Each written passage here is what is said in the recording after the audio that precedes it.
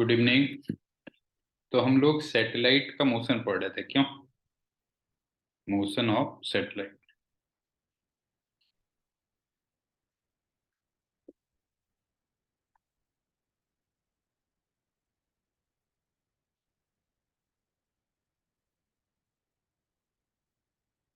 और उनके भी हम लोग पढ़ रहे थे important points.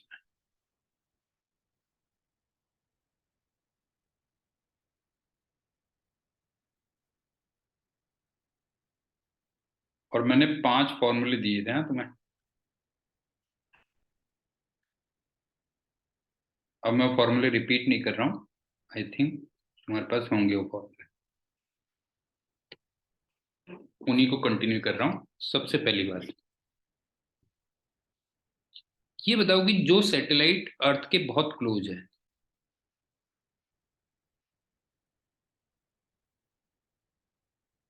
Satellite very close to अर्थ,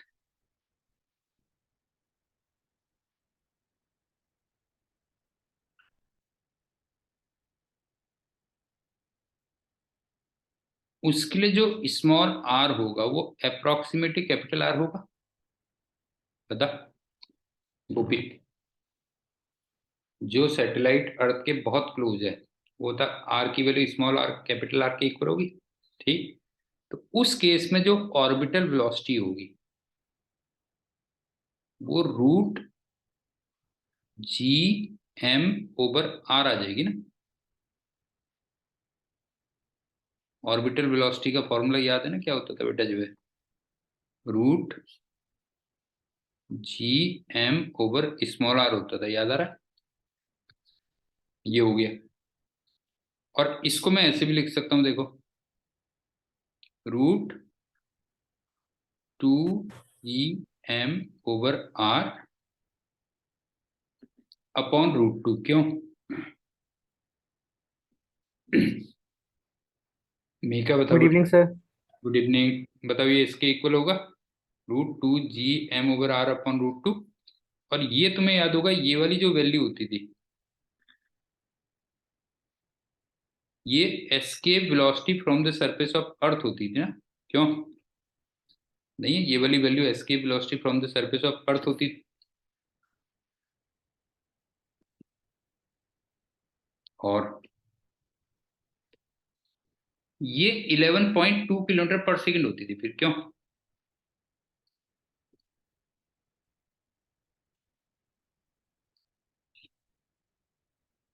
तो जब 11.2 को अपॉन रूट टू से डिवाइड करोगे तो फिर ये जो वी नॉट निकल के आएगा बेटा, ये अप्रोक्सीमेटली 7.9 किलोमीटर पर सेकंड आता है।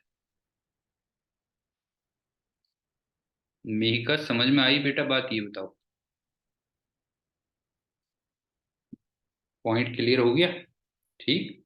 अच्छा, एक बात मुझे और बताओ कि ये जो 7.9 किलोमीटर पर सेकंड आपने निकाला है, ये किसी अर्थ के सैटेलाइट की मैक्सिमम स्पीड है या मिनिमम स्पीड है? ये मैक्सिमम स्पीड है बेटा जो है। This is maximum speed of any earth satellite.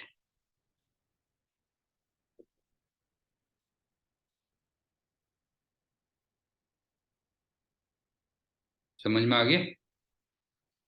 और इसी में एक चीज और नोट करो, दूसरा,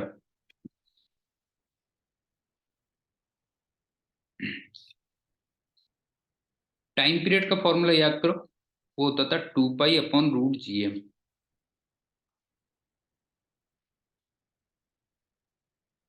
सर नोट करना है लास्ट पे। कर रहा हूँ, हाँ? ले।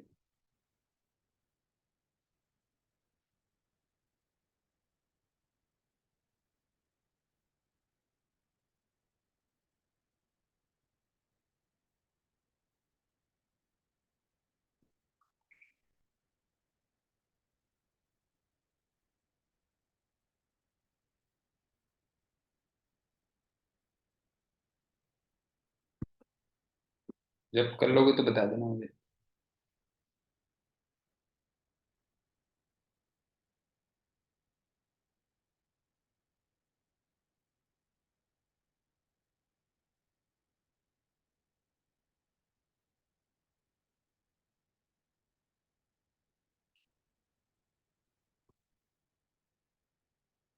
कर लिया नोट? Sir 2 seconds.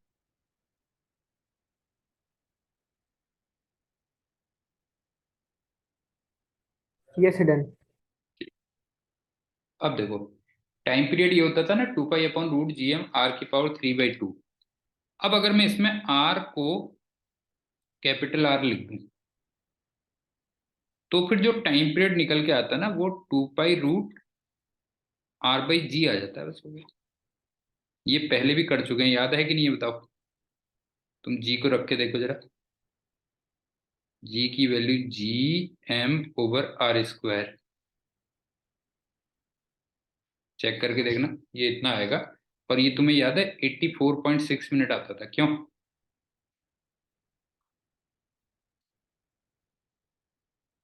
याद आ रहा, मैंने कुछ टाइम पहले तुम्हें बताया था बेटा जो है, कि अर्थ के बहुत क्लोज जो सैटेलाइट है, उसका time period 2 pi root R/G भी आता है, 84.6 मिनट भी आता है।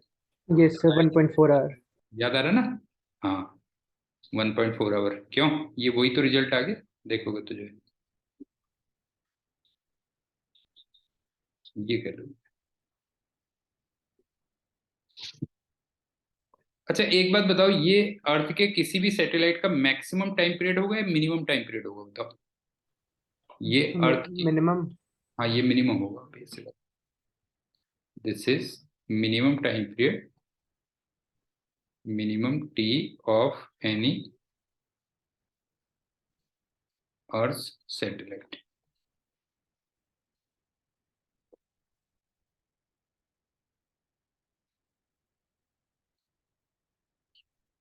तो मेरे ख्याल से ये भी हो गया होगा, समझ में आ गया होगा।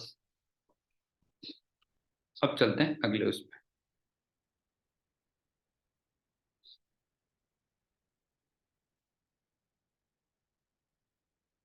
सैटेलाइट्स भी ना एक्चुअल में दो टाइप के होते हैं बेटा। एक हम कहते हैं पोलर सैटेलाइट, और एक कहते हैं जियो स्टेशनरी।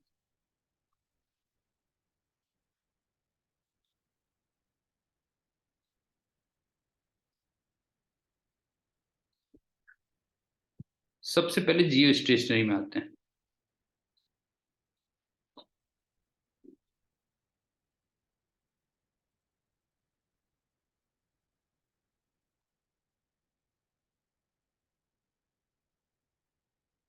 अच्छा, उससे पहले एक चीज और वो करता हूँ, सुनो।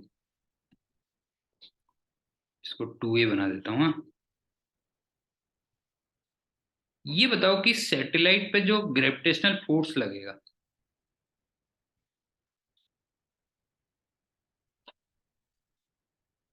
वो टूवर्ड्स सेंटर ऑफ अर्थ लगेगा, पहले बताओ।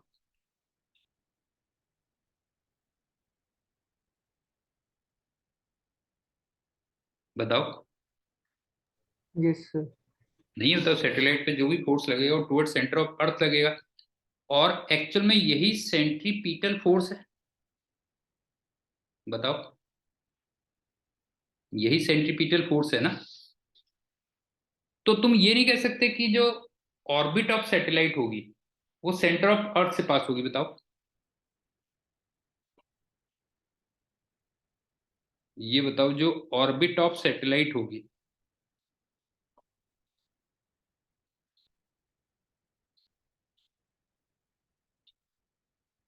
वो पासेस फ्रॉम सेंटर ऑफ अर्थ।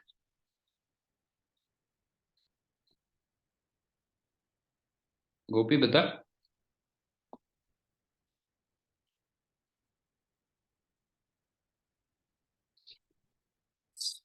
अरे उल्लू गधा,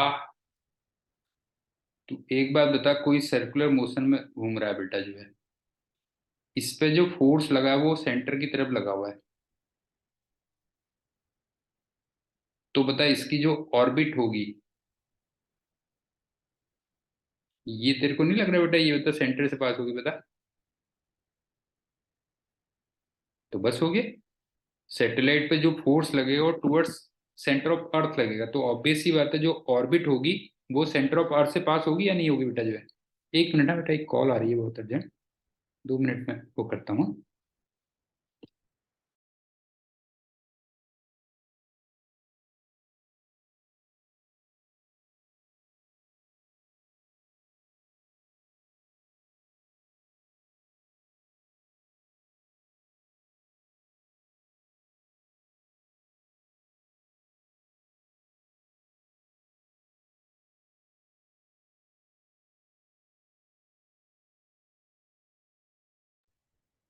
तो गोपी बता, ये समझ में आ गया बेटा? ये बता जो है,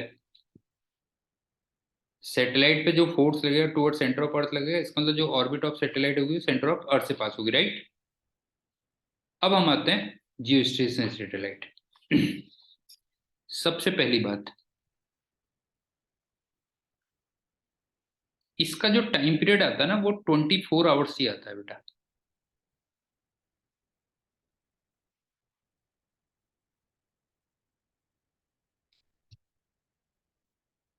जो अर्थ का टाइम पीरियड होता है, ध्यान रखना। सेकंड, ये बताओ कि जो अर्थ है वो ईस्ट से वेस्ट रोटेट करती है, वेस्ट टू ईस्ट रोटेट करती है, बताओ। Sir west to east. हाँ, अर्थ रोटेट करती है, rotates from west to east.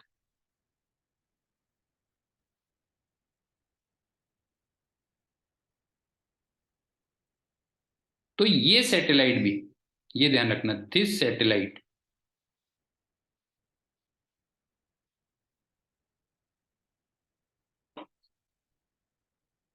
Also rotates from west to east. तो एक बात बताओ कि ये भी वेस्ट टू ईस्ट रोटेट कर रहा है, इसका टाइम पीरियड भी 24 आवर्स है। तो इसका मतलब ये सैटेलाइट अर्थ के रेस्पेक्ट में स्टेशनरी होगा कि नहीं होगा, बताओ। यस वो सर। पता है? भाई इसका टाइम पीरियड भी 24 आवर्स है, ये भी वेस्ट टू ईस्ट रोटेट कर रहा है। इसका मतलब क्या हुआ? This is at rest. Sir relative velocity zero. समझ गया ना? At rest with respect to earth. और एक पॉइंट और ध्यान रखना, इसकी जो ऑर्बिट होगी, हाँ, जो भी ऑर्बिट होती है वो इक्वेटर से पास होती है, passes फ्रॉम इक्वेटर।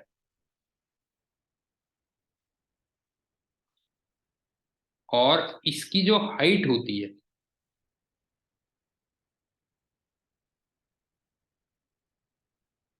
वो 36,000 किलोमीटर होती है, ध्यान रखना बेटा जो है। तो इसका मतलब ये बताओ कि इसकी जो रेडियस होगी वो फिर 36,000 प्लस 6,400, इतना किलोमीटर होगी या नहीं होगी?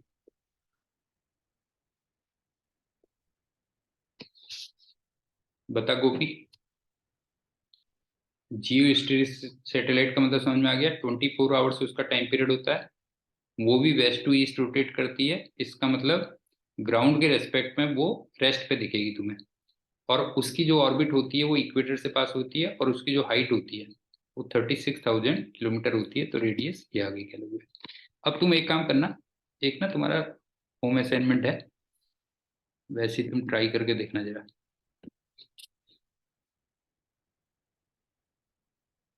टाइम पीरियड का ये फॉर्मूला था ना,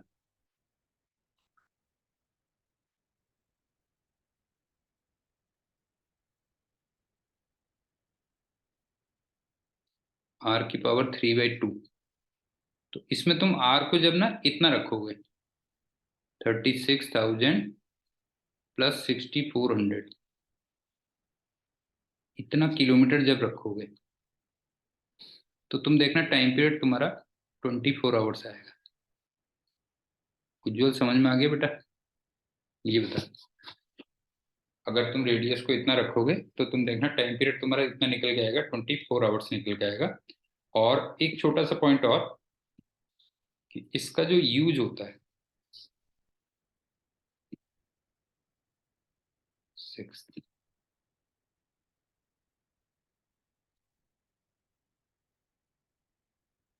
वो कम्युनिकेशन एक्सेट्रा में होता है मेनली।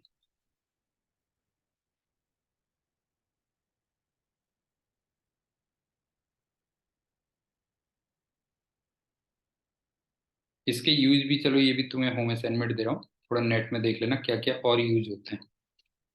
और थोड़ा सा जब फ्री टाइम होता है तो गूगल में एक सर्च करना कि हमारे सैटेलाइट कहाँ कहाँ पे लगे हुए हैं, तो उनकी तुम्हें बहुत अच्छी पिक्चर भी मिल जाती है बेटा जो है। ठीक है, तो ये तो हो गया हमारा जियो स्टेशनरी सैटेलाइट। अब चलते हैं तीसरा, पोलर सैटेलाइट्स।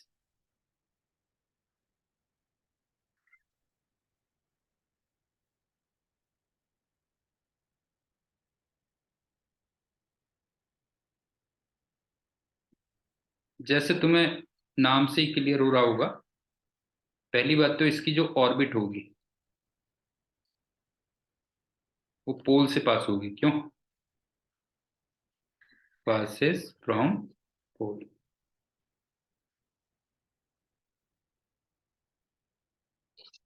दूसरी बात, ये उतनी ज्यादा हाइट पे नहीं होता, ये फ्यू 100 किलोमीटर्स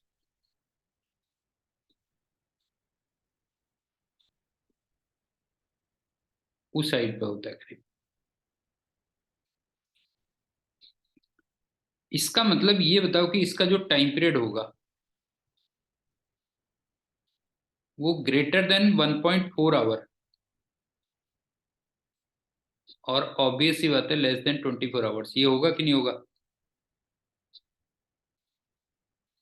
बता गोपी। जो अर्थ के बहुत क्लोज सैटेलाइट होता है, क्यों, जो अर्थ के बहुत क्लोज सैटेलाइट होता है उसका तो 1.4 आवर होता है, और जियो स्टेशनरी का जो 36,000 किलोमीटर पे होता है उसका 24 आवर्स होता है, तो उसके बीच में कहीं नहीं होगा। क्यों? तो इसका जो टाइम पीरियड होता है वो 2 to 3 आवर्स ऐसे मान लो। मेहिका, समझ में आई बात? समझ में आ गया ना बेटा? ये हो गया। और ये जो यूज होता है,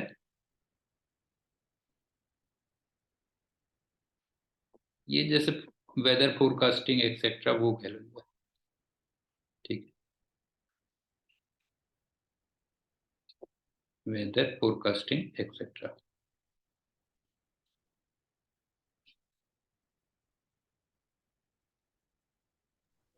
सर, हाँ बोल। सर अर्थ पे अराउंड किसी भी सैटेलाइट की मैक्सिमम टाइम पीरियड 24 आ रही है। नहीं, मैक्सिमम क्यों हुआ, और दूर ले जाएगा तो और भी ज्यादा हो सकती है। Okay sir. समझ गए ना? और दूर ले जाएगा तो और ज्यादा हो जाएगी, उसमें क्या है जो है। मिनिमम तो कह सकता है, मैक्सिमम तो कुछ भी नहीं हो सकता ना। जितना दूर ले जाएगा, क्यों, ऐसा कोई यस फिक्स सर। नहीं। अब देखो तुम्हें मजे की बात बताता हूँ ना, कि अर्थ को कवर करने के लिए किस किस टाइप के हम सैटेलाइट यूज कर रहे हैं। देखो ध्यान से देखो, जैसे ये अर्थ है, ये अपने उसमें तो रोटेट कर ही रही है, और इसका जो टाइम पीरियड है वो 24 आवर्स है। क्यों? एक तो मैं क्या कर सकता हूँ ना कि दो तीन, गुड इवनिंग एंडी, दो तीन जियो स्टेशन ही लगा दिए मैंने। ठीक है, 2 to 3 Jio station he fix कर दिए।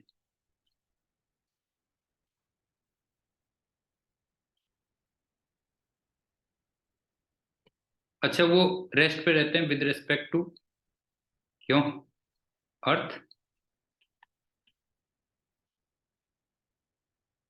तो अब ये बता, ये वाले सैटेलाइट ने इतनी अर्थ कवर कर ली मान ले, इसने इतनी अर्थ कवर कर ली, तो बता दो तीन सैटेलाइट पूरी अर्थ कवर कर लेंगे कि नहीं कर लेंगे, बताओ जो है।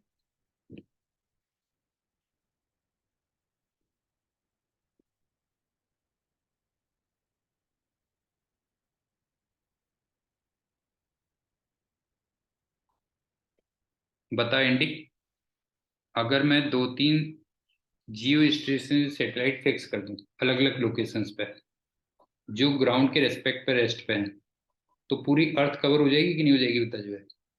उज्जवल, समझ में आ रहा है बेटा जो है? Yes sir. ये तो क्लियर है ना, इसमें तो कोई प्रॉब्लम नहीं। एक तो ये हो गया, हाँ ध्यान से देख, ये तो मेथड वन हो गई। अब दूसरी मेथड क्या है देख, पूरी अर्थ को कवर करने के लिए,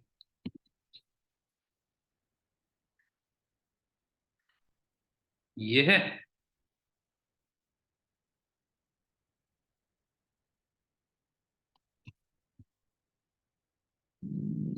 कर सकता है कोई, इतना ज्यादा बहुत ज्यादा लिंक नहीं है इंडी। अब ये बता कि ये तो ऐसे घूम रहा है। अब मैंने एक सैटेलाइट ये वाला ले लिया,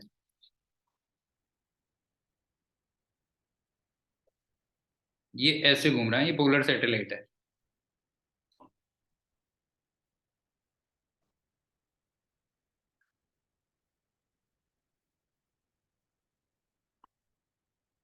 और इसका टाइम पीरियड 2 से 3 आवर्स के बीच में है।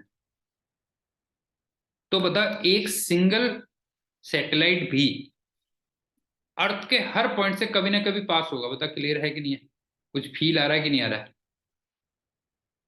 एक सिंगल सैटेलाइट भी अर्थ के किसी न किसी पॉइंट से जरूर पास होगा। जैसे मैं देख थोड़ा सा वीडियो ऑन करता हूं, तब तेरे समझ में आएगा। कैसे आएगा लेकिन, वीडियो आएगा कैसे? हाँ, देखना है बेटा। जैसे ये अर्थ घूम रही है, इस टाइप से अर्थ घूम रही है, और इसमें ये पोलर सैटेलाइट ऐसे घूम रहा है, इस टाइप से घूम रहा है। तो अब ये बता, अर्थ भी घूमती जा रही है, तो एक सिंगल सैटेलाइट ये बता पूरी अर्थ के किसी न किसी पार्ट से पास होगा कभी ना कभी। बता क्लियर है कि नहीं है उज्जवल? जैसे अर्थ ये घूम रही है, अर्थ इस टाइप से घूम रही है, और पोलर सैटेलाइट ऐसे घूम रहा है, इस टाइप से घूम रहा है और तेजी से घूम रहा है। तो बता, हर पार्ट से कभी ना कभी पास होगा। ये क्लियर हुआ या नहीं हुआ? Yes sir. समझ में आ गया ना? तो इस केस में क्या होता है, single satellite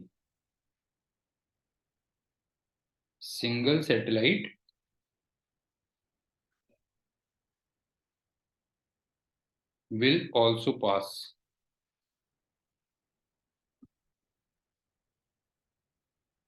from every point on earth।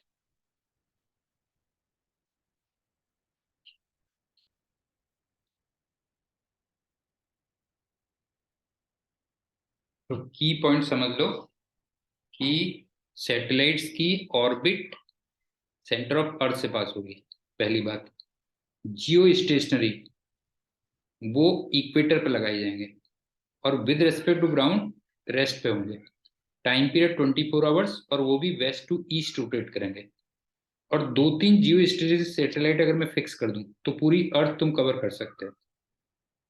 और पोलर सैटेलाइट तुम्हें नाम से ही क्लियर हो रहा होगा कि पोल से पास होगा, और अर्थ से थोड़ी बहुत हाइट पे ही होता है, तो उसका टाइम पीरियड 2 to 3 आवर्स होता है। और एक सैटेलाइट भी, ठीक है, एक सैटेलाइट भी पूरी अर्थ को कवर कर सकता है। बट ऑब्वियस सी बात है, उसकी लिमिटेशंस होंगी कुछ ना कुछ, तो उसको इतना ज़्यादा फ्री यूज नहीं करते होंगे, वो एक अलग बात है। अच्छा, एक बार एक क्वेश्चन आया था कि दिल्ली के ऊपर हम जियो स्टेशनरी सैटेलाइट फिक्स कर सकते हैं या नहीं कर सकते हैं? बताओ। दिल्ली के ऊपर हम जियो स्टेशनरी सैटेलाइट कर सकते हैं या नहीं कर सकते हैं? नहीं कर सकते, क्यों बताओ? क्यों नहीं कर सकते? हाँ, क्योंकि दिल्ली इक्वेटर पे नहीं है। समझे ना? दिल्ली अगर इक्वेटर पे होती तो बात थी, क्यों? दिल्ली इक्वेटर पे नहीं है, इसलिए हम दिल्ली के ऊपर नहीं कर सकते, ये ध्यान रखना बेटा। ठीक। और एक पॉइंट और,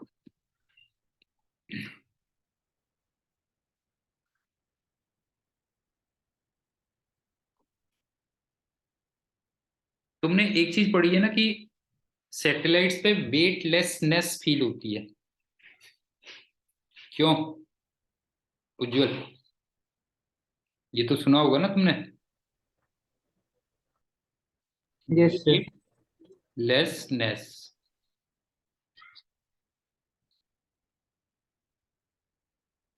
ऑन सैटेलाइट्स। उसके पीछे रीजन देखो क्या है। ये अर्थ है मान लो, और इसके चारों ओर सैटेलाइट है,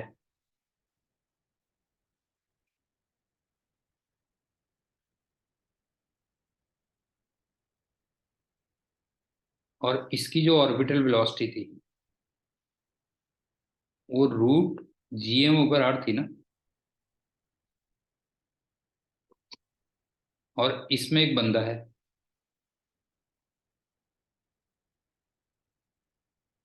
इसका मास m है, तो ये भी सर्किल में ही घूम रहा है।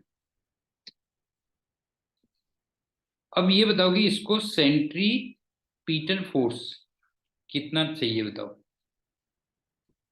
M V naught square upon R, बता गोपी। इसको सेंट्रीपिटल फोर्स कितना चाहिए बता, M V naught square upon R. और वी नॉट की ये वाली वैल्यू रख के देख। तो ये आ गया G M M over R square. कोई डाउट? इतना सेंट्रीपिटल फोर्स उसको रिक्वायर्ड है।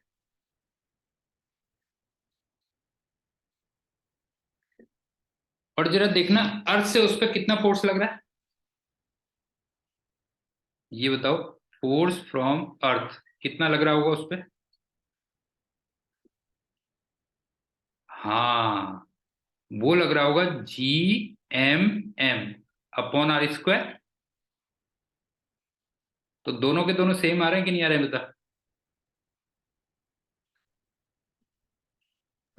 सर, हाँ। Sir polar satellites and Jio stationery satellites पे अलग अलग लगेगा ना फोर्स? अबे उल्लू गधा, दोनों के सर, लिए आर डिफरेंट होगा। Yes sir. तो ऑब्वियस सी बात है फोर्स भी डिफरेंट होगा, लेकिन सेंट्रीपिटल फोर्स भी तो डिफरेंट आएगा फिर। Yes sir. सर यानी पोल पे सर अर्थ पे थोड़ी फ्लैटन है। है बेटा। सर पोल्स पे अर्थ पे थोड़ी फ्लैटन है ना, तो रेडियस। तो उसमें कोई बात नहीं, आर की वैल्यू अप्रोक्सीमेटली कैपिटल आर रख देगा। मैं क्या कह रहा हूँ, मैं कोई जनरल सैटेलाइट ले रहा हूँ, ये कोई सा भी हो। ओके। मैं तो कह रहा हूँ कोई सा भी सैटेलाइट हो जिसकी रेडियस आर है, ये कह रहा हूं मैं। अब उसको आर को तू कुछ भी रख ले, उसका ऑर्बिटल वेलोसिटी ये आ गई। बच्चे को सेंट्रीपिटल फोर्स इतना चाहिए, और ग्राउंड से जो लग रहा है वो इतना हो गया। और ये दोनों के दोनों इक्वल आ रहे हैं, क्यों दोनों के दोनों इक्वल आ रहे हैं? हाँ, इसका मतलब 100% जो फोर्स लग रहा है वो यूज हो जा रहा है, बस हो गया। क्यों? 100% फोर्स इज यूज्ड। तो बस हो गया। नेट आपको क्या फील होगा बता जो है, नेट जीरो फील होगा कि नहीं होगा बता जो है। नेट जो फीलिंग आएगी,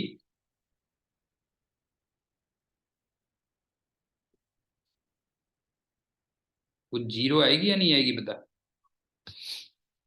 उज्जवल, बता समझ में आया कि नहीं आया। जब तू सैटेलाइट में घूम रहा है तो तेरे को सेंट्रीपिटल फोर्स चाहिए G M M upon R square. और अर्थ ने तेरे को जो फोर्स लगाया वो भी उतना ही लगाया। इसका मतलब अर्थ ने जो भी फोर्स लगाया वो 100% यूज हो गया। क्यों? 100% यूज हो गया। तो बस हो गया, नेट फीलिंग तुम्हें जीरो आएगी, बस हो गया। इसलिए वेटलेसनेस होती है। मिहिका बता, कोई डाउट?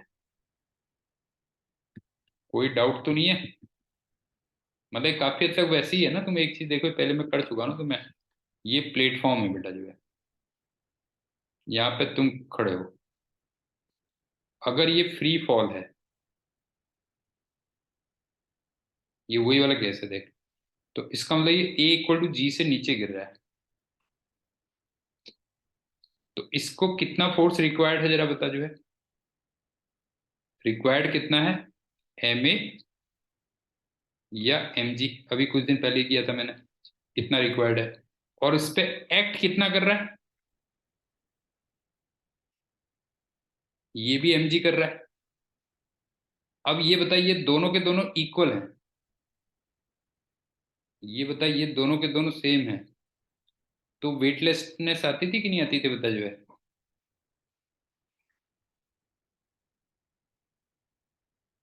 बता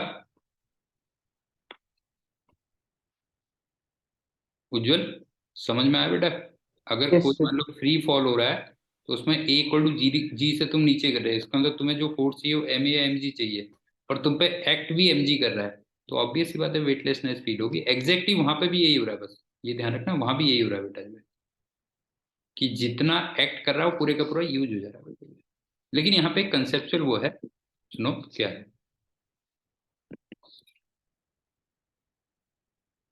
कि जो मून है ये भी तो अर्थ का सैटेलाइट है।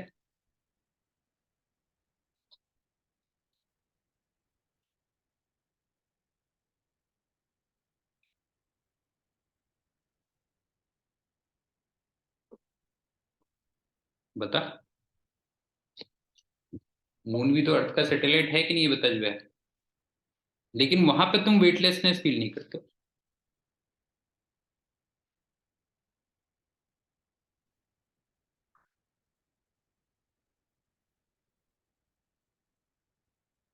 वेटलेसनेस, बता क्यों। हाँ बिल्कुल सही कहा। उसके पीछे रीजन ये होता है ना बेटा, ये है, जैसे ये है, ये मून है, ये अर्थ हो गई, ये मून हो गया। अब यहाँ पे तुम खड़े हो, हाँ? तो तुम पे दो फोर्स लगे, एक तो जो अर्थ ने लगाया, और एक जो तुम्हें मून पे, मून से लगा। तो ये वाला तो यूज हो गया, यूज्ड इन सेंट्रीपिटल फोर्स। क्यों? उज्जवल समझ में आ रहा है बेटा? ये तो यूज हो गया बिकॉज तुम इसके साथ घूम रहे हो ना, ये है। लेकिन ये जो F2 रह गया, जो तुम जानते होगे mg/6 के इक्वल होता है। क्यों? ये फील होता है तुम्हें एक्चुअली। बता, मेका समझ में आ रहा है? अर्थ ने जो फोर्स लगाया वो तो यूज हो गया सेंट्रीपिटल फोर्स में, लेकिन यहाँ पे जो मून तुम पे फोर्स लगा रही है F2, जो mg/6 के इक्वल होता है, ये तुम जानते होगे, वो फील होता है। बस तुम्हें ये कह रही हूँ। ठीक। अच्छा, आर्टिफिशियल सैटेलाइट्स में क्या होता है? आर्टिफिशियल जो सैटेलाइट्स थे,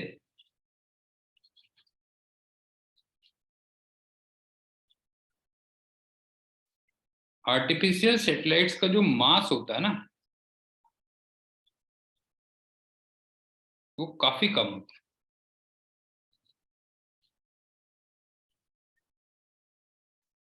इसलिए यहाँ पे जो F2 होता है, वो टेंडिंग टू जीरो होता है। ये कह लीजिए। कॉपी समझ में आया? बात क्या है बेटा जो है, कि आर्टिफिशियल सैटेलाइट में तो कह सकता है फिर वो क्यों नहीं होता, फिर वहां पे क्यों नहीं फील होता है? क्योंकि आर्टिफिशियल सैटेलाइट्स का अपना मास काफी छोटा होता है ना, एज कंपेयर टू मून। क्यों? अगर तुम इसको कंपेयर करोगे मून से जो है, एज कंपेयर टू मून, क्यों?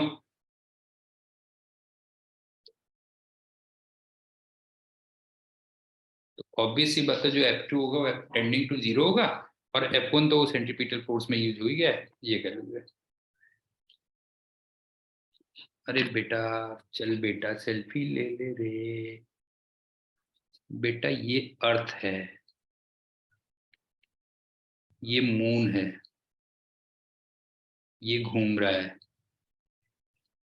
अब यहाँ पे तू खड़ा है, तेरे पे दो फोर्स नहीं लगेंगे, एक तो ये लगेगा अर्थ जो लगा रही है F1, और एक तेरे को जो ये मून लगा रहा है F2। अब बता, ये बता, मून ने जो लगाया F2, अब ये जो F1 है ये तो यूज हो गया, 100% यूज। क्यों? ये तो 100% यूज में दिखा चुका हूं पहले, यूज्ड इन सेंट्रीपिटल फोर्स। लेकिन ये जो F2 है, जो मून ने लगाया, जो तुम जानते होगे mg/6 के इक्वल होता है, ये फील होगा। अब बता, क्लियर है या नहीं है यस उज्जवल? सर। अब समझ में आ गया ना बेटा? ये कह रहे जो है। अब तू वही कह सकता है ना कि आर्टिफिशियल सैटेलाइट्स में ऐसा क्यों नहीं होता फिर जो है, भाई उसमें F2 क्यों नहीं फील होता है? तो रीजन बीइंग कि जो आर्टिफिशियल सैटेलाइट्स होते हैं उनका अपना जो मास होता है, वो मून के रेस्पेक्ट में बहुत कम होता है। तो ऑब्वियस ही बात है, F2 टेंडिंग टू जीरो हो जाएगा, बस हो गया। क्यों? भाई F1 तो दोनों केस में यूज हो जा रहा है, ये ध्यान रखना। मेन तुम्हारा F2 से आ रही है, बस हो गया जो है, ये कह रही सर एंड एस्ट्रॉइड्स वगैरह पे, है बेटा। सर एस्ट्रॉइड्स वगैरह पे जो अर्थ के अराउंड रिवॉल्व कर रहे अरे हैं। तू एस्टेरॉइड वगैरह में मत जा यार, बस ओके समझ सर। गया ना? तू जो है एस्टेरॉइड वगैरह में मत जा, ज्यादा परेशान नहीं हो। ठीक, ये क्लियर हो गया बता? Yes sir. ठीक। अब हम चलते हैं motion of planets and Kepler's laws. Motion of planets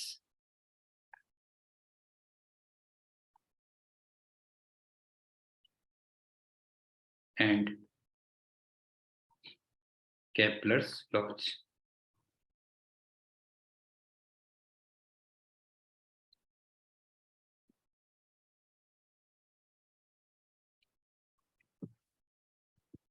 first law,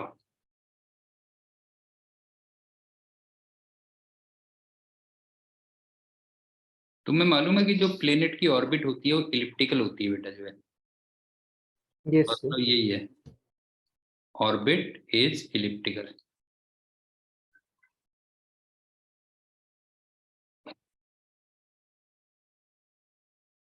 और इलिप्स के ना तुम मैथ्स में पढ़ोगे, दो फोकस होते हैं बेटा जो है, ठीक है। इलिप्स के दो फोकस होते हैं, और जो सन होता है वो किसी एक फोकस में होता है। पहला लॉ तो ये था जो है,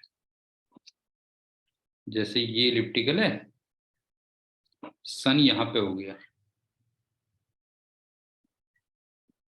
और ये प्लेनेट है, बस हो गया, ऐसे घूम रहा है। समझ में आ गई बात? पहला लॉ तो ये था कि ऑर्बिट इलिप्टिकल है और सन उसके एक फोकस में होता है। अब सेकेंड लॉ, सेकेंड लॉ ये कहता है कि एरियल वेलोसिटी कांस्टेंट रहती है।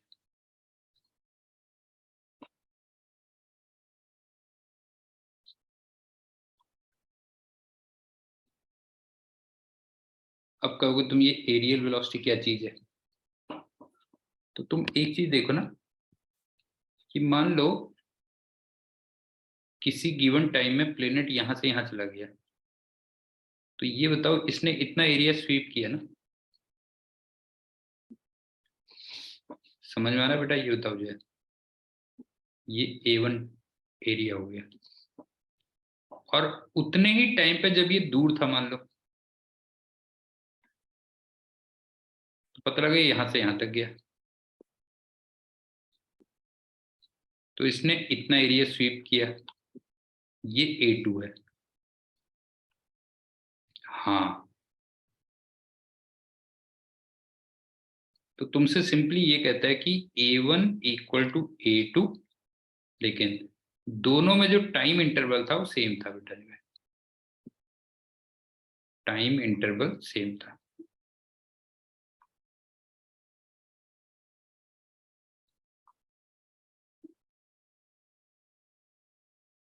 जैसे मान लो 1 आवर ले लेता हूं मैं, 1 आवर में उसने A1 एरिया भी कवर किया और A2 एरिया भी कवर किया, तो वो दोनों के दोनों इक्वल होंगे, ये कह लो। या मैथमेटिकली तुम कह सकते हो, और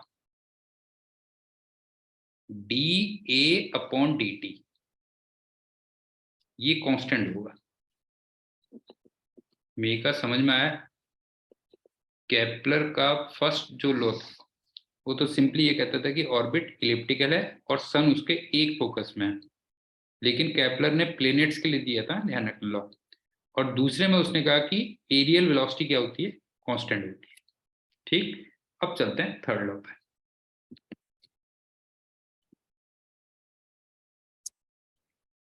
तुम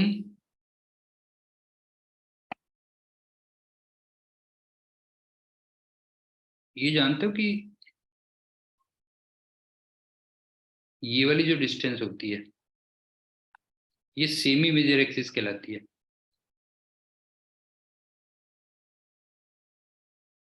सेमी मेजर एक्सिस,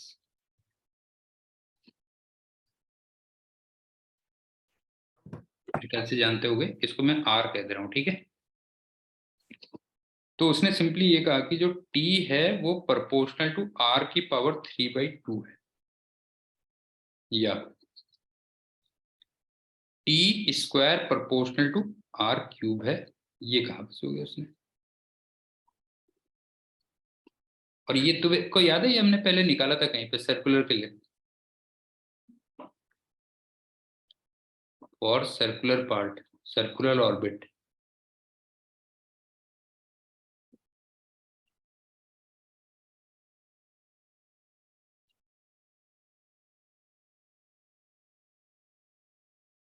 जो आर होता था वो रेडियस होता था। ये हम ऑलरेडी कर चुके हैं, तेरे को याद है उज्जवल?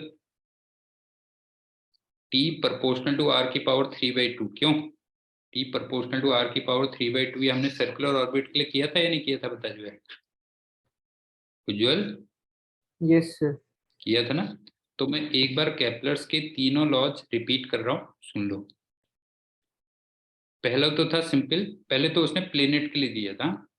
फर्स्ट लॉ ये था कि जो ऑर्बिट होगी वो इलिप्टिकल होगी और सन उसके एक फोकस में होगा। दूसरे में उसने कहा कि जो एरियल वेलोसिटी होती है वो कांस्टेंट होती है। इसका मतलब इक्वल टाइम इंटरवल में इक्वल एरिया स्वीप करेगा। और तीसरा मैंने तुमसे कहा कि टी प्रोपोर्शनल टू आर की पावर 3/2 है, लेकिन यहाँ पे जो आर है वो सेमी मेजर एक्सिस है, बस ये कह लो। अब इसमें कुछ इंपॉर्टेंट पॉइंट्स पढ़ते हैं।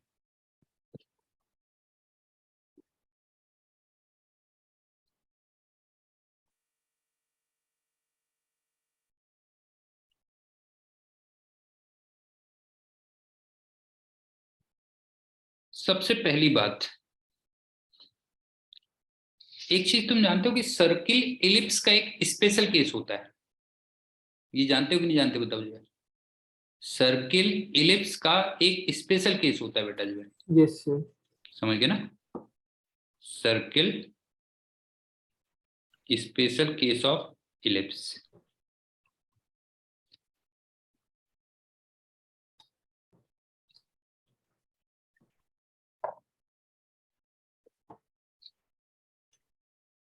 बस सर्किल में होता क्या है कि सेमी मेजर एक्सिस और सेमी माइनर एक्सिस वो दोनों इक्वल होती हैं और वो रेडियस के इक्वल होती हैं, बस हो गया। Semi major equal to semi minor, और वो रेडियस के इक्वल होगी। और सेमी मेजर और सेमी माइनर देख लो क्या है। ये तो मैंने बता ही दिया तुम्हें, ये तो हो गई सेमी मेजर, सेमी मेजर। लेकिन ये वाला जो आएगा,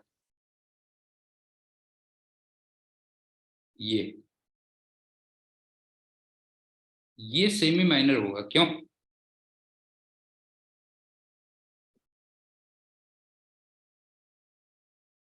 समझ में आ गया? पहले ये बताओ, दोनों एक्सिस क्लियर है? सेमी का मतलब हाफ हो गया ना। सेमी मेजर एक्सिस कौन सी है, सेमी माइनर एक्सिस कौन सी है, तो समझ में आ गया ना? तो सर्किल क्या होता है, स्पेशल केस होता है एलिप्स का, इसमें सेमी मेजर एक्सिस और सेमी माइनर एक्सिस इक्वल होती हैं और रेडियस के इक्वल होती हैं। ठीक। इसका मतलब जो केपलर्स लॉज हैं,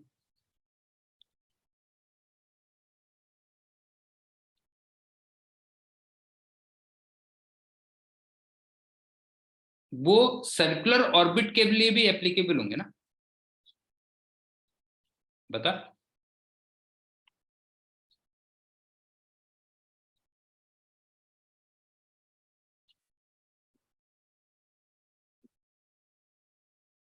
मेका बता बेटा जो है।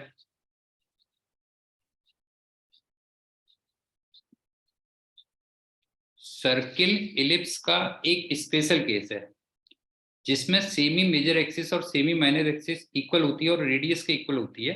तो मैंने तुमसे कहा इसका मतलब केपलर्स के जो लॉज हैं वो ऑब्वियस सी बात है सर्कुलर ऑर्बिट के लिए एप्लीकेबल होंगे। और ये हम ऑलरेडी कर भी चुके थे ना, सेकंड वाला लॉ नहीं कर चुके थे बेटा? ये बता जो है, T proportional to R cube, R की पावर 3/2, ये ऑलरेडी कर तो चुके हैं हम।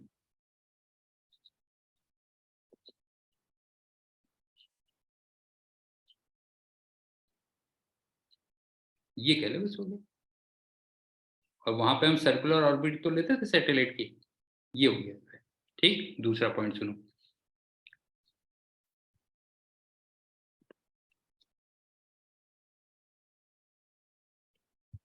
तीनों के तीनों लॉ मैथमेटिकली भी प्रूव्ड है, ध्यान रखना बेटा जो है। All three laws are mathematically proved.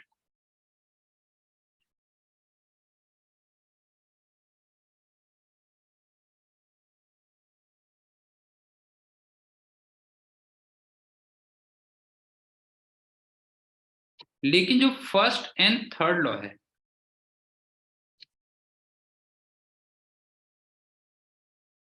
इनकी जो मैथ्स है वो थोड़ा कॉम्प्लेक्स है बेटा।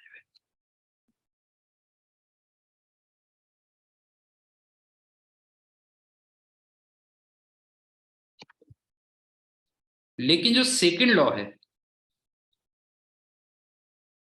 ये मैं आगे चल के तुम्हें प्रूव करूंगा, can be proved bye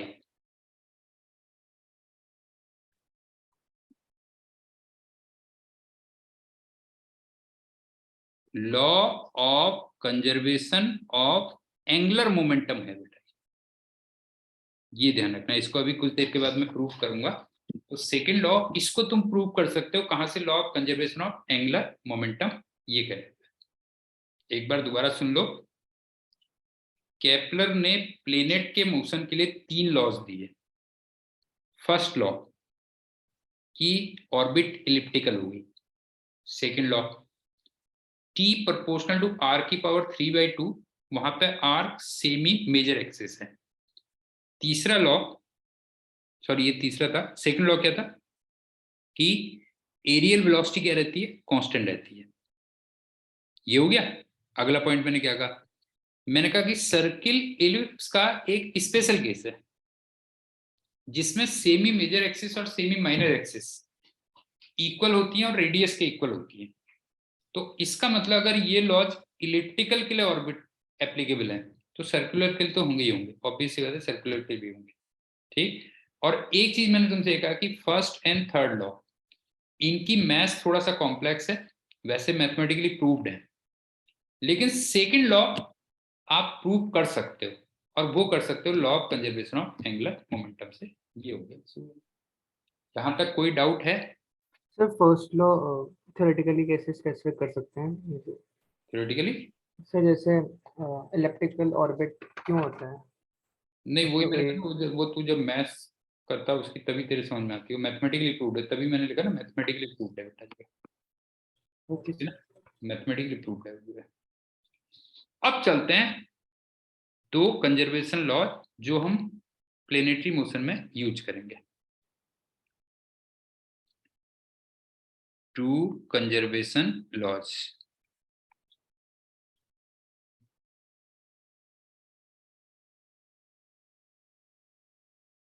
used in planetary motion।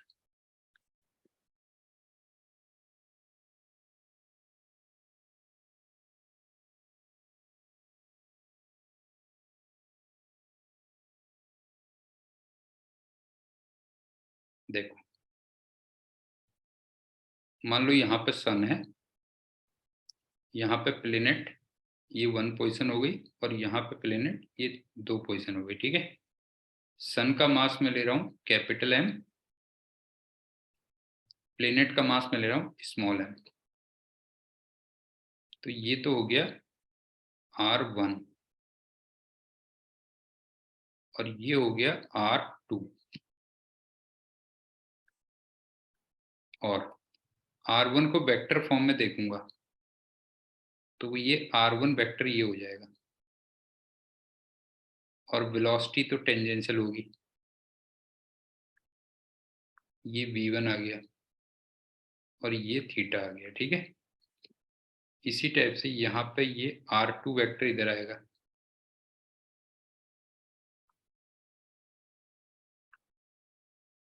और ये वेलोसिटी हो गई V2, और ये एंगल θ2 हो गया। पहले बताओ फिगर क्लियर है कि नहीं है? पहले बताओ फिगर क्लियर हो गई?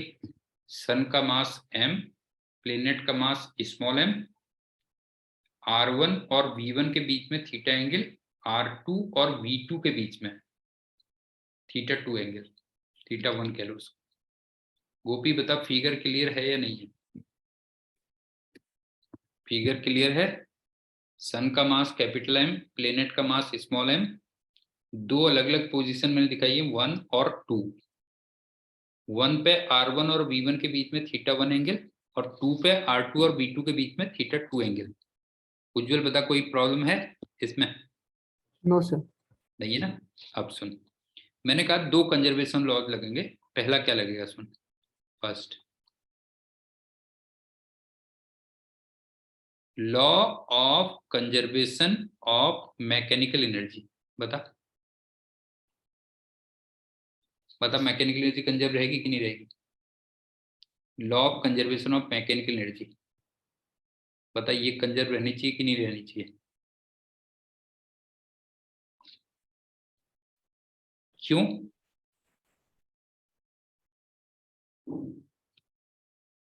हाँ, बिकॉज फोर्सेस आर कंजर्वेटिव। क्यों भाई? ग्रेविटेशनल फोर्स कंजर्वेटिव होता है या नहीं होता? बता उज्जवल, बता ग्रेविटेशनल फोर्स कंजर्वेटिव होता है कि नहीं होता? बता जो है। Yes sir. तो इसका मतलब मैकेनिकल एनर्जी क्या रहनी चाहिए? कंजर्व रहनी चाहिए। अब तू कैसे अप्लाई करेगा वो भी सुन ले। इसका मतलब half mv² minus GMM upon R, ये कांस्टेंट होना चाहिए। बता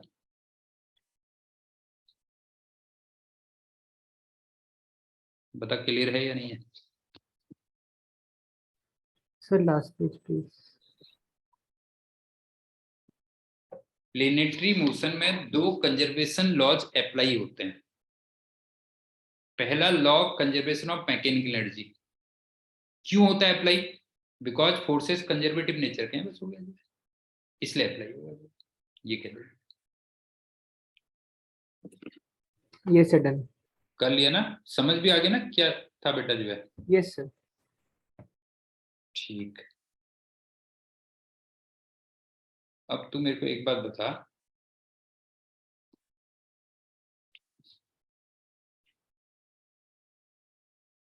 ये इस टाइप से लगेगा? बता half mv² minus GMM upon R equal to constant. क्यों? यही तो लगेगा एनर्जी कंजर्वेशन। और इसमें ये जो मास ऑफ प्लेनेट है ये कैंसिल हो गया एक तरीके से, तो ये आ गया v²/2 माइनस GM/R, ये कांस्टेंट। ये अगर मुझे दो पॉइंट्स पे लगाना है तो फिर मैं ऐसे भी लिख सकता हूँ ना, v1²/2 minus GM/R1 equal to v2²/2 minus GM/R2। कोई डाउट है इसमें? बताओ बेटा।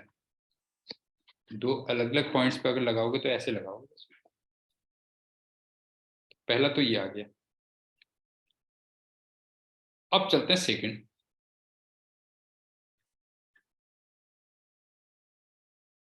ये लगता है law of conservation of angular momentum about centre of सन।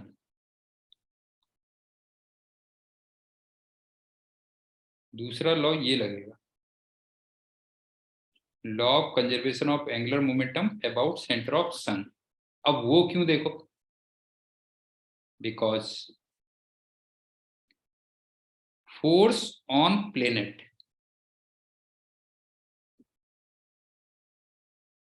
ये टुवर्ड सेंटर ऑफ सन लगेगा।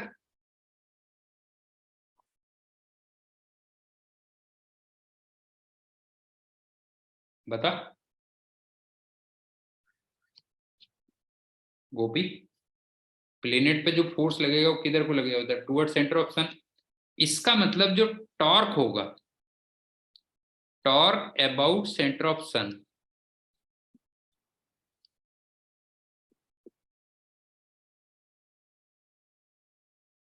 वो 0 होगा। इसका मतलब एंगुलर मोमेंटम क्यों, ये कंजर्व होगा। उज्जवल बता बेटा, ये समझ में आई बात नहीं आई? कि प्लेनेटरी मोशन में दो कंजर्वेशन लॉस तुम अप्लाई कर सकते हो, law of conservation of mechanical energy क्यों कर सकते हो और कैसे कर सकते हो, ये भी मैंने बता दिया। और दूसरा होगा law of conservation of angular momentum about centre of sun. और क्यों कर सकते हो? बिकॉज फोर्स उधर ही की तरफ लगेगा, उसका टॉर्क जीरो होगा, इसका मतलब एंगुलर मोमेंटम कंजर्व रहेगा। क्यों? Yes sir. कर लिया, नोट कर लिया। Yes sir. अब ये कैसे अप्लाई करोगे, सुनो। एल और M V R sine theta,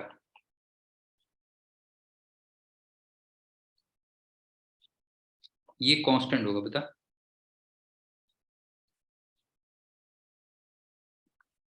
ऐसे लगा हुआ है, लेकिन अगेन मास ऑफ प्लेनेट तो कैंसिल हो जाएगा, तो तुम कह सकते हो therefore V R cos sine theta, ये कांस्टेंट हो जाएगा बस।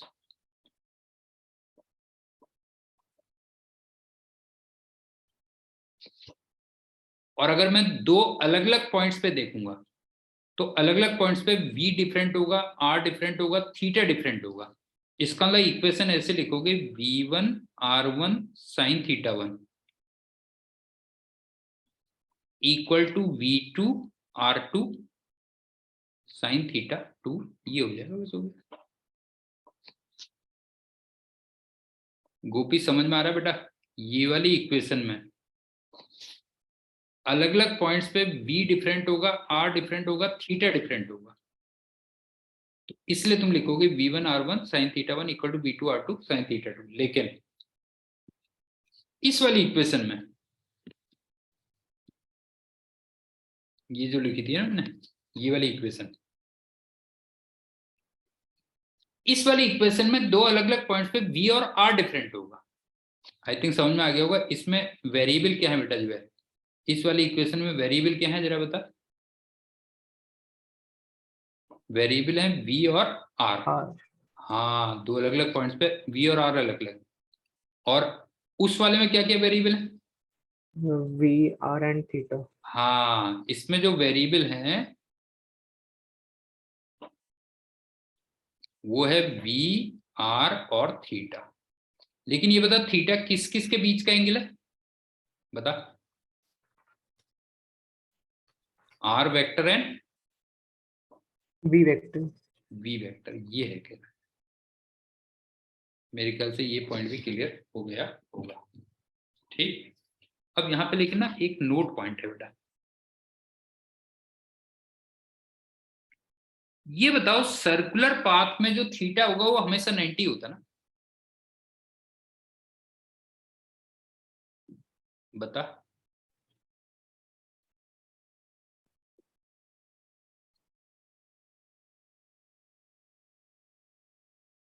ऑलवेज। यस। जैसे देख भी लेना, जैसे ये है बेटा, जब यहाँ पर है देख, हाँ हाँ, तो यहाँ पे देख ये आर हो गया और ये बी हो गया। क्यों? ऐसे घूम रहा है मान लो, तो ये 90 नहीं बन रहा है हर जगह पे जो बेटा ये होता है। तो सर्कुलर पाथ में तो हर जगह पे थीटा 90 होता है, लेकिन इलिप्टिकल पाथ में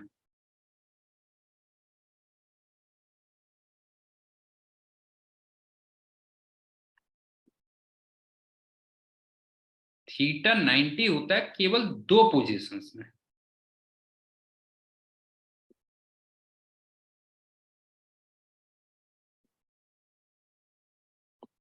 बाकी जगह 90 नहीं होगा, ध्यान रखना। जैसे तुम ये देखो कौन कौन सी दो पोजीशन होंगी, हाँ? ये कह ले बस, हो गया। जैसे ये सन है, एक तो यहाँ पे 90 होगा बेटा, ये 1 और ये 2, यहाँ पे होगा, सो गया। इसका मतलब ये नियरेस्ट है जब,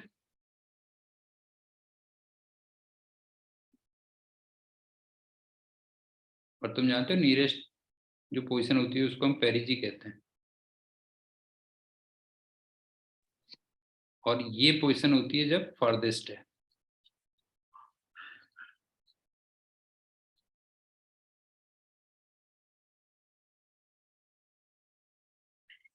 इसको एपोजी कहते हैं। ठीक है।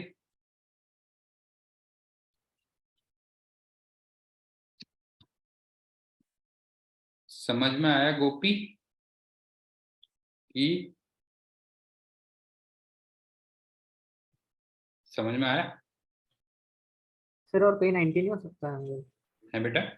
सर कहीं और एंगल 90 नहीं हो सकता? नहीं, और जगह नहीं होता 90, केवल दो जगह पर 90 होता है बेटा इसमें। Okay. तो मतलब इसको तुम ऐसे लिख सकते हो ना, फिर देखो M V1R1 sine 90 equal to M V2R2 sine 90। क्यों? ये हो गया, बस हो गया। एम ये कैंसिल, एम और ये कैंसिल। तो इलिप्टिकल पाथ में केवल दो जगह पे थीटा 90 होता है, और सर्कुलर पाथ में हर जगह पे क्या होता है, थीटा 90 होता है। केपलर के 3 लॉ याद रखना। ऑर्बिट इलिप्टिकल, सन एक फोकस में, areal velocity constant, T proportional to R की पावर 3/2, आर वहां पे सेमी मेजर एक्सिस है। और मैंने तुमसे कहा सर्कुलर ऑर्बिट इलिप्टिकल ऑर्बिट का एक स्पेशल केस है, जहां पे सेमी मेजर एक्सिस और सेमी माइनर एक्सिस इक्वल होती हैं और वो रेडियस के इक्वल होती हैं। और दो कंजर्वेशन लॉज लगते हैं, एक law of conservation of mechanical energy और एक law of conservation of angular momentum. ये होगा दो। ठीक। अब मैंने तुमसे कहा था ना सेकंड लॉ में इससे प्रूव करूंगा, law of conservation of angular momentum से प्रूव करूंगा। क्यों गोपी? सेकंड लॉ मैंने कहा था ना इससे प्रूव करेंगे हम, तो उसको थोड़ा प्रूव और दे।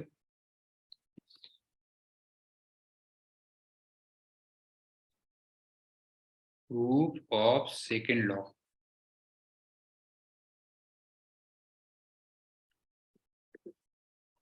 लेकिन कहां से?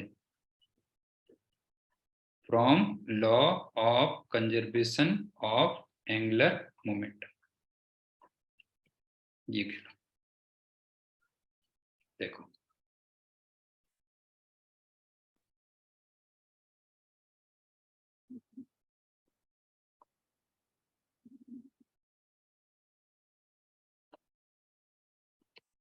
स्मॉल टाइम इंटरवल,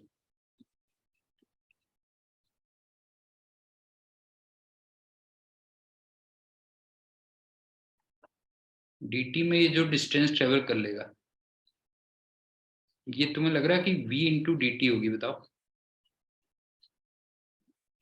बताओ जो। Yes sir. ये हो गया, और ये r आ गया, और तेरे को ध्यान है ये v था जैसे इधर को, ये थीटा था। क्यों? तो एक तरीके से ये भी थीटा हो गया। और ध्यान से देखना, और ये वाली जो डिस्टेंस है ये भी थीटा हो गया था। ये वाली जो डिस्टेंस है वो r साइन थीटा होगी। क्यों? और एरिया जो उसने स्वीप किया था वो इतना किया था,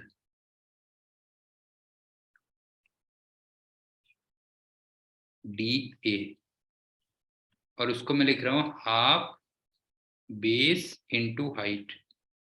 ट्रायंगल टाइप का दिख रहा होगा ना तुम्हें? नहीं है? ट्रायंगल टाइप का दिख रहा होगा। तो देख बेस कितना है, बेस है हाफ बी डी टी,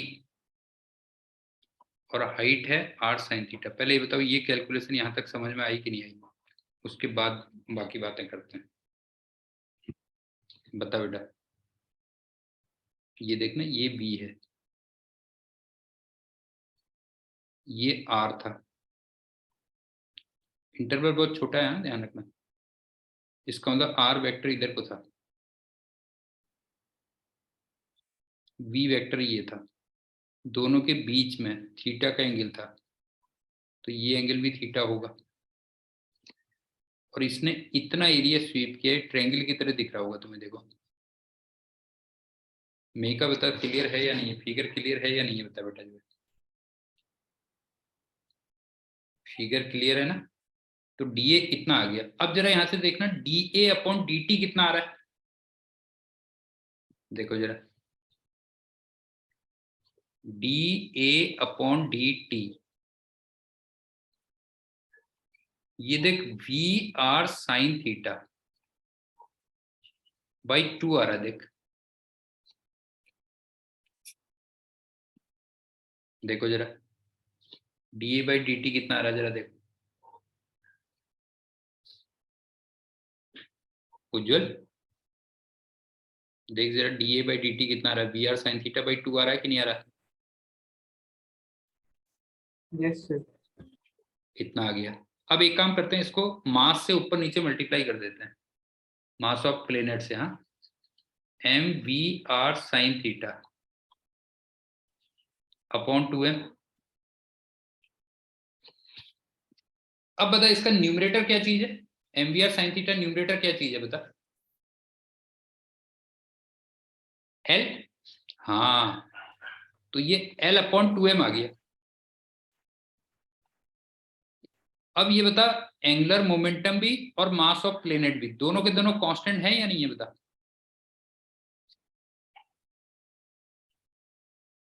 ये बता, एंगुलर मोमेंटम और मास ऑफ प्लेनेट दोनों के दोनों कांस्टेंट है कि नहीं बता जो है?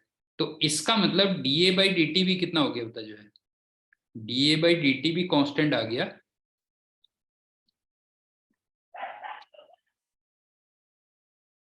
और बाय द वे वो कितने के इक्वल आ गया? L/2m के इक्वल आ गया। ये गोपी बेटा समझ में आई तेरी बात नहीं आई? dA/dt equal to constant equal to L/2m आ गया बस।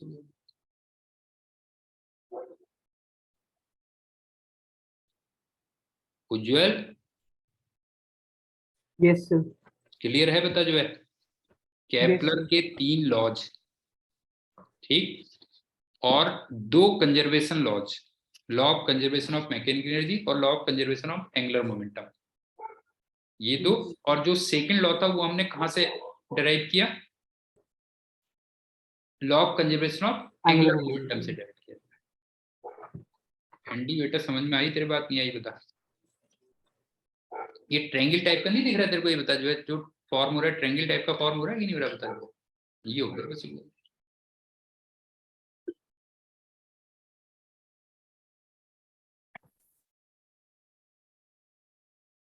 कर लिया, नोट कर लिया? Yes sir.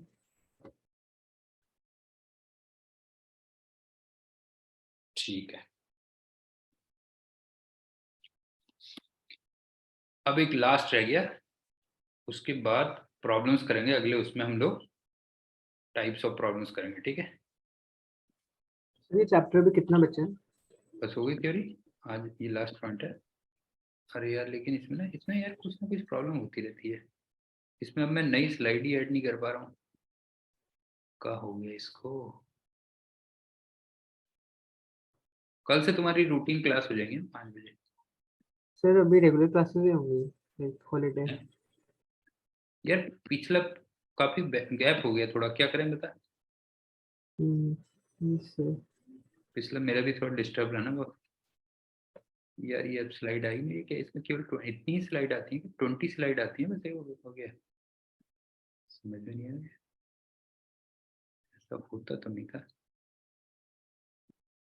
स्लाइड ऐड ही नहीं हो पा रही। चल फिर इतना ही कर लेते हैं, बाकी कल वाले में कर लेंगे, ठीक है? इसमें ना ओके सर। स्लाइड ऐड नहीं कर पा रहा हूँ मैं। इसमें 20 स्लाइड की लिमिटेशन होती है क्या? 20 तक हुई है अभी, होना तो नहीं चाहिए वैसे। चलो फिर कल करते हैं, कल तुम्हारा 5 o'clock पे ही रहेगा, है रूटीन टाइम रहेगा बेटा। Okay sir. ठीक है, तो ये देख लेना आज हमने क्या क्या पढ़ा। जियो स्टेशन सैटेलाइट, पोलर सैटेलाइट। अरे ओके। उनमें ना उनके सर्वर से कोई प्रॉब्लम हो रही है, वो एक्चुअल में जो मैं यहाँ पे रिकॉर्ड करता हूँ वो रिकॉर्ड नहीं कर पा रहे हैं अभी, लगे हुए हैं उन लोग होने को, वो रिकॉर्ड नहीं कर पा रहे हैं बेटा जो है उनको, ये ओके प्रॉब्लम आ रही सर। है उनके सर्वर में। अभी बोल रहे हो कि रोज कहते हैं आजकल आजकल कह रहे हैं जो है, देखते हैं क्या होगा जो है। सर ये जूम क्लासेस की रिकॉर्डिंग्स मिल जाएंगी ना? हाँ सब मिलेगी, ये वाली ना जूम वाली, हाँ ये रिकॉर्डिंग है यस सर। एक्चुअल में, वो इसलिए अभी नहीं दे रहे ना क्योंकि 3-4 क्लासेस हमारी उसमें भी रिकॉर्डेड रह रही हैं, तो वो सीक्वेंस बिगड़ जाएगी तुम्हारी। यस। इसलिए अभी नहीं दे रहे, वो सोच रहे हैं कि वहां से भी डाउनलोड हो जाए ना पहले वाली, उनका सिस्टम सही हो जाए, तो फिर एक साथ लगा देंगे उस सबको ना, अदरवाइज सीक्वेंस बिगड़ जाएगा जो है ये। Okay sir. सर ये लेक्चर नंबर कौन सा है? आज हमारा है बेटा ये लेक्चर, एक सेकंड मेरे को देख लेते हैं।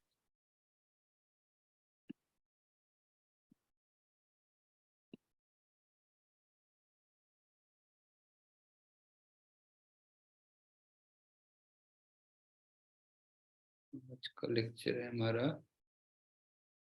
106। तो 106 107 मेरे हिसाब से। नहीं, 106 होगा शायद। Okay sir. चल फिर हैं, ओके सर, थैंक यू बाकी सर। कल 5 o'clock पर रहेगी class. Okay. Okay, bye and thank you.